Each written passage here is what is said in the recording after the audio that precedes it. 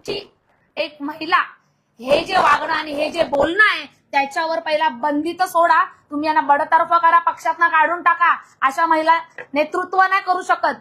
जी स्वतःच महिला नेतृत्व करू शकत नाही, तिच्या हाताखाली असंख्य महिला नेतृत्व का. तुम्ही जिल्हाध्यक्ष पद भूषवताय ताई. जिल्ह्यावरती तुम्ही काय निरोप दिलात? ही AI ची क्लिप आहे. ताई बरोबर बोलतायत, कारण की AI च्या क्लिपमध्ये तुम्ही एकाच वाक्य तुम्ही बोलू शकतात, पण पाठीमागून जो बॅकग्राऊंड मधनं जो आवाज येतात, ताई तुम्ही असं बोला. हे AI तर बोलायला नाही ना आलं.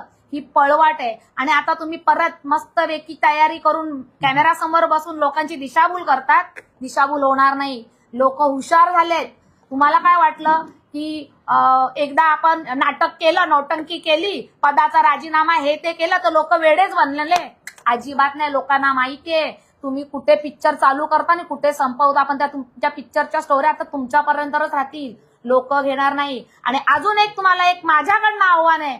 आगरी समाज जर डोक्यावर घेतो तर तेवढ्याच खाली आपटतो सुद्धा. आणि या वेळेला तुम्हाला समाज आपटल्याशिवाय राहणार नाही. कारण माझ्या पूर्ण आगरी बांधवांना, माझ्या समाजाला माझं कळकळीने विनंती आहे की राजकारण चालत राहतं, पण समाजाच्या प्रती आपल्या आया बहिणींवर जेव्हा वेळ येते, आया बहिणींच्या इज्जतीवर येतं, भावांच्या इज्जतीवर येतं, तेव्हा तुम्ही अजिबात थांबू नका. आणि या वेळेला ह्या लोकांची जागा दाखवून द्या, कारण हे गरजेचं आहे. आता नाही तर कधीच नाही. आणि आज मीनाक्षीताई सारखी महिला बोलेल, उद्या असंख्य महिला आपल्या समाजाबाबतीत बोलतील. प्रत्येकाला आपल्या समाजाचा अभिमान आहे आणि तो मला सुद्धा आहे. आणि मला एकच सांगेन, तुम्ही बोलताना 4 वेळा विचार करून बोलायला पाहिजे होतं.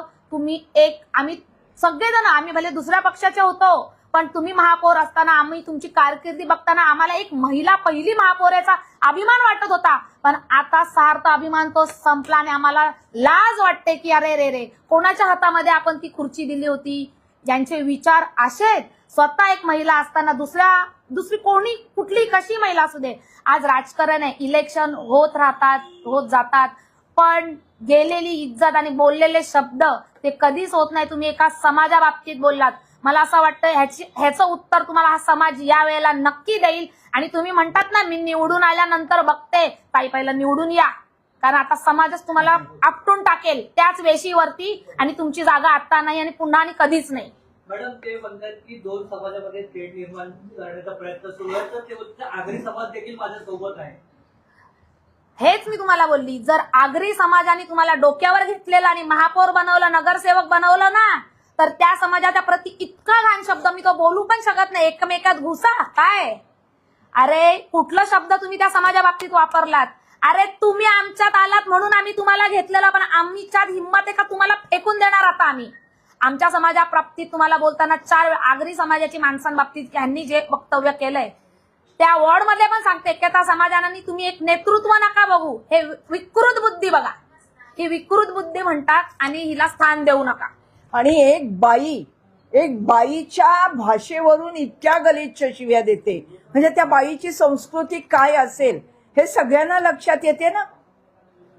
नमस्कार, मी महेश्वरी तरे, कोळी आगरी समाजाची. की मूळ कोळी समाज, आगरी समाज हा मुंबईचा, ठाण्याचा, नवी मुंबईचा मूळ भूमिपुत्र आहे. आमचं मन एवढं मोठं होतं की जेवढे आले तेवढ्यांना आम्ही सामावून घेतलं. ती आमची चुकी झाली.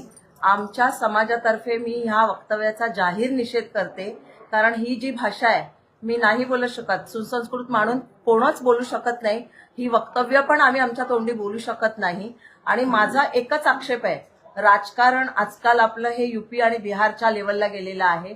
राजकारण असेल, बरं भूषण भोईर गेल्या वेळेला तुमच्या वॉर्डमधनं लढले होते, त्यांचे 3 कोण आहेत घरातले, ते आता तुमच्याच गटातना लढत आहेत.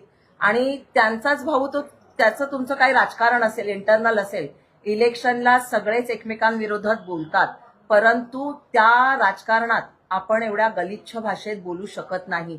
आपण आताच PC घेतली, त्यात म्हणालात आपण की मी बोललेली की नाही मला आठवत नाही, किंवा हे AI मार्फत झालं असेल, मॉफ झालं असेल. काही बोलल्या की मॉफमध्ये दुसऱ्यांचा आवाज येत नाही.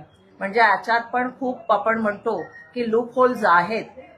हे काय जे चाललं आहे, म्हणजे तुमच्या ह्याच्यातच तुम्ही बोलताय. आता हे राजकारण जे होतं, तुम्हाला जर आठवत नसेल हे कधी बोललात, आणि तुमच्या जर कोणी आप्तेष्टांनी मित्रांनी कोणी तुम्हाला सांगितलं की असं असं बोललं जात आहे आणि हे कितपत लोकांनी खरं मानावं, कारण प्रत्येक गोष्टीत सगळे फिरून उरून आमच्या आगरी आणि कोळी समाजावर येत असतील.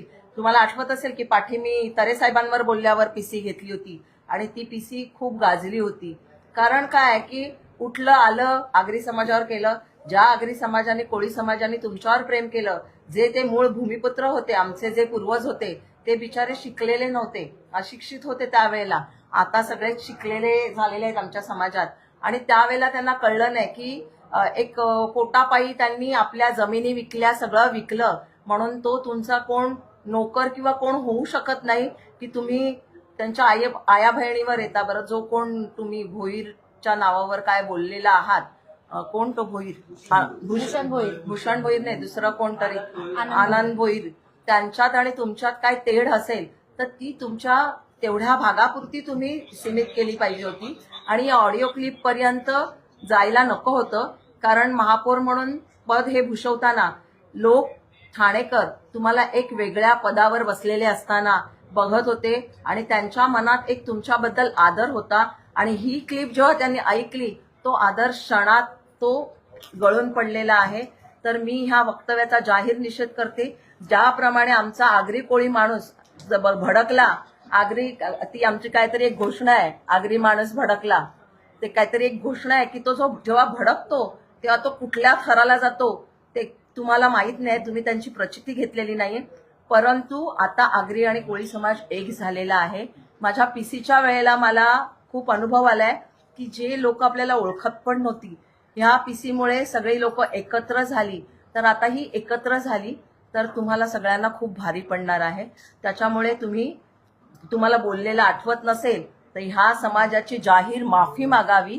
आणि ताई ज्याप्रमाणे बोलले की तुमचे मतदार देखील इकडे आगरी कोळीच आहेत आणि महानगरपालिकेच्या जेव्हा नगरसेवका आणि नगरसेवक असतात ते 70% आगरी आणि कोळी समाजाचे आहेत.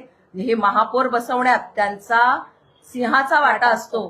तर त्यांच्या विरोधात तुम्ही अशी वक्तव्य किंवा मुक्ताफळं ह्यापुढे तरी उधळू नयेत आणि आपण ह्याची आमच्या आगरी कोळी समाजाची जाहीर माफी मागावी. तुमचं जे इंटरनल राजकारण असेल आपल्याला ते तुम्ही माफी तुमच्या नको ताई.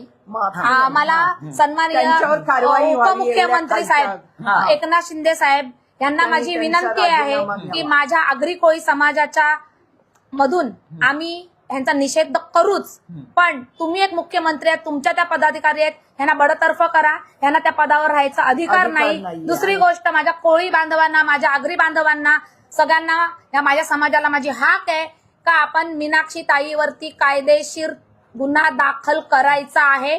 कारण हे खूप मोठी गोष्ट आहे. जर आता आपण आपल्यासाठी आवाज नाही उचलला तर असे कोणी पण आंडू पांडू येतील आणि आपल्याला असंच काय पण बोलून जातील, तर असं होणार नाही. आणि जर मुख्यमंत्री साहेब, उपमुख्यमंत्री साहेब, तुम्ही जर त्यांना कारवाई केली नाही तर माझ्या समाजाला घेऊन मी इलेक्शन बघणार नाही. मी रस्त्यावर उतरीन जोपर्यंत माझ्या समाजाला न्याय नाही मिळणार. आणि माझे सगळे कोळी बांधव आणि सगळे आगरी बांधव, माझ्या भगिनी माझ्या सोबतच असतील, हा माझा शब्द आहे. तुम्ही समाज बांधव म्हणून किंवा स्थानिक भूमिपुत्र म्हणून याच्या विरोधात कायदेशीर कारवाई करणार का? कारण त्या समाजाचा अपमान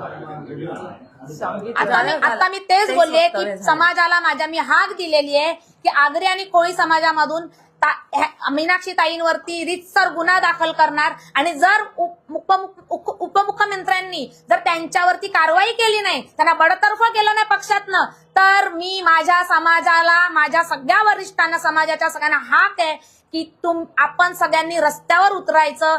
यांना ही शिक्षा होईपर्यंत आपली लढाई थांबणार नाही. इलेक्शन होत राहील पण हक्काची लढाई ही जिंकूनच दाखवणार.